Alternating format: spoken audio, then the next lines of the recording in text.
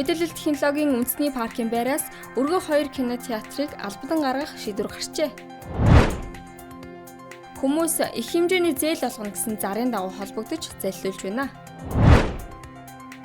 Зорчигч тээвэр 7.5%-аар өссөн бол ачаа тээвэр 2.9%-аар бурчээ. Нийслэлийн төр захиргааны байгууллагын алба хаагчид FIDIC гэрээний сургалтад суулаа. Буратад мануулын дүрс нууц камерт бичигджээ. Ice Global-ийн цөөн хормын мэдээ эхэлж байна.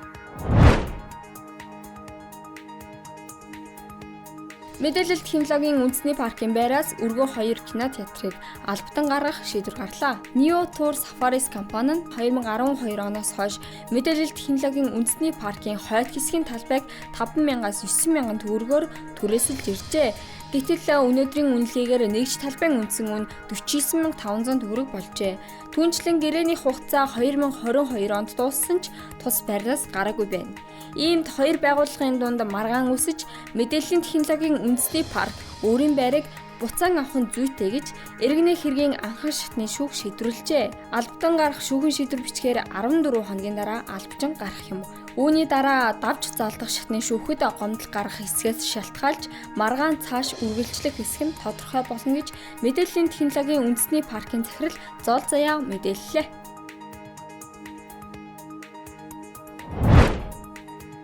Хүмүүс олон нийтийн сүлжээ, ялангуяа Facebook дээрх их хэмжээний зээл олгоно гэсэн зарын дагуу холбогдож, үнийн дүнгийн 5%, 10%-тай тэнцэх хэмжээний мөнгөн дүн, үйлчилгээний хураамж, урьдчилгаа байдлаар шилжүүлэн өгч залилуулж байна. Сүүлийн өдрүүдэд цагдаагийн байгууллагад энэ төрлийн гомдол мэдээлэл 2 бүртгэгдсэн байна.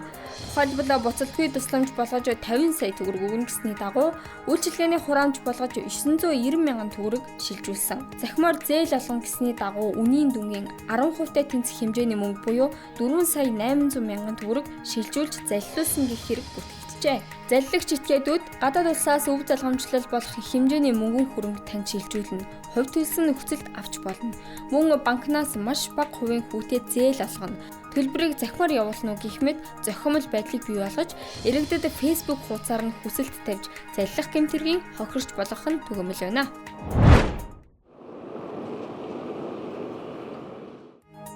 Энэ оны 3 дугаар сарын 30-ны байдлаар зорчигч тээвэр өмнөх оны мөн үеэс 7.5%-аар өсжээ. Тодорхойлбол зам тээврийн салбар 37 сая зорчигч тээвэрлснээс автотээврээр 36 сая, нийслэлийн тээврээр 35 сая зорчигч зорчжээ. Төмөр замаар 372 мянган зорчигч тээвэрлсэн нь өмнөх оны мөн үетэй харьцуулахад 12%-аар буурсан үзүүлэлт болсон байна.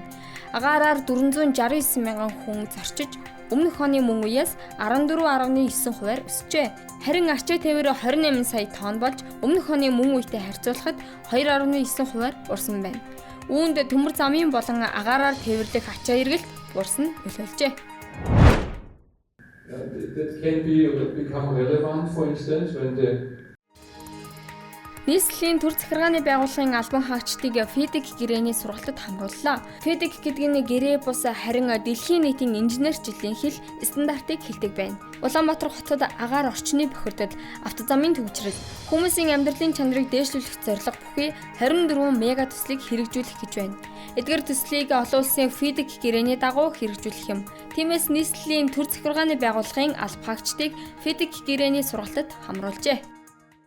Одоо барилгын салбар тийм ээ эрчим хүчний салбар өөрөөхөөрөө яваад ингээд дэд бүтцийн салбар нэгтгэгдэг байснаас болоод өөрөөсөөхөөрөө зураг төсөл ингэж тодорхойлоод өөрөөсөөхөөрөө туршилтын юмнуудаа ингэж хуульчлаад тодорхойлоод тэр нь уялдгуусаа болоод ингээд одоо зөрчлүүд үүсээд тэгээ томоохон төсөл яваагүй. Тэгэхээр бид нар FIDIC-ийн энэ сургалтыг авснараа олон улсын дэлхийн инженерингийн хэл соёлыг сурч ийн гэж байна. FIDIC-ийн гэрээг ашиглах болон шинээр боловсруулах үед хамгийн чухал нь харилцагч талууд тухайн гэрээний аргачлалыг маш сайн ойлгодог байх хэрэгтэй. Аливаа төслөө өөрөө хэрэгжилтийн явцдаа санал зөрүүлдэх болон маргаан мэтгэлцэн клейм үүсгэх нөхцлүүд үүсдэг. Энэ нөхцөлдөө дэлхийн аль ч өнцөгт ажиллаж байгаа хөндлөнгийн инженерийг бид нар маш богино хугацаанд авчраад тухайн асуудлаа шийдвэрлүүлэх боломжийг энэ FIDIC-ийн гэрээний стандарт нөхцөл платформ олгодгоороо ашиг бүгдэлтэй байгаа.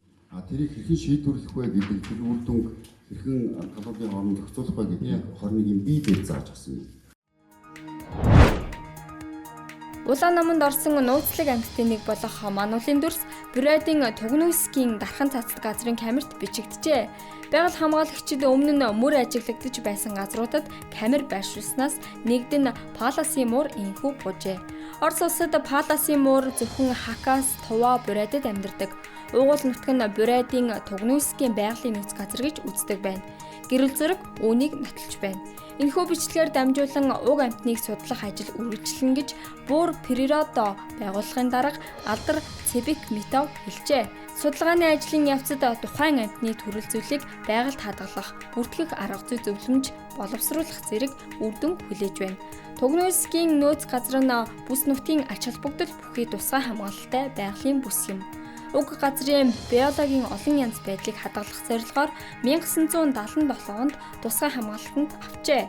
Энд тоодог, тогруу, усны шувууд, тарваг, хар өрөв тас, шонхор, хээрийн бүргэд, мануул муур, сарал тогруу, хариадаг хярс үнэг зэрэг ан амьтан олноор байдаг байна. Ice Globe-ийн цөөн хормын мэдээлэл ажлын амжилт хүсье.